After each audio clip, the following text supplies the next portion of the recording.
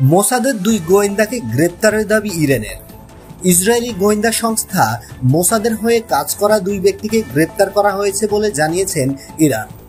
রোববার সংবাদ মাধ্যমে গার্ডিয়ানের খবরে এমন তথ্য দেওয়া হয়েছে। ইরান জানিয়েছে আলুবুর্জ প্রদেশে মোসাদের দুই গোয়েন্দাকে গ্রেপ্তার করা হয়েছে। তারা বিস্ফোরক ও ইলেকট্রনিক্স ডিভাইস প্রস্তুত করছিল। এদিকে ইরানের হয়ে কাজ করায় দুজনকে গ্রেপ্তার করার দাবি করেছে ইসরায়েল।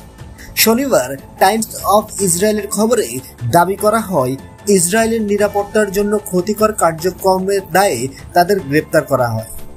টেলিগ্রাফের খবরে বলা হয়, ইসরায়েলি গোয়েন্দা সংস্থা মোসাদ ইরানের ভেতরে একটি গোপন ড্রোন তৈরির কারখানা স্থাপন করেছিল বলে দাবি করেছে একাধিক গোয়েন্দা সূত্র। সেখান থেকে পরিচালিত বিস্ফোরক ড্রোন হামলাতেই ইরানের আকাশ প্রতিরক্ষা ব্যবস্থা ধ্বংস হয়েছে বলে দাবি তাদের। ইরানে তখন গভীর রাত। মুহূর্তেই রাতের নিস্তব্ধতা ভেদ করে আগুনের ঝলকানিতে আলোকিত হয়ে ওঠে চারপাশ। এরপর শুরু হয় ধারাবাহিক হামলা। বিশ্লেষকরা বলছেন, ইরাকের সঙ্গে যুদ্ধের পর থেকে সবচেয়ে বড় হামলার মুখোমুখি হয়েছে ইরান।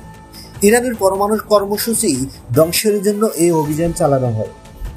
বন্ধুরা, নিত্য নতুন এক্সক্লুসিভ খবরাখবর সবার আগে পেতে আমাদের ইউটিউব চ্যানেলটি সাবস্ক্রাইব করে পাশে থাকা বেল আইকনটি অন করে দেওয়ার অনুরোধ রইল।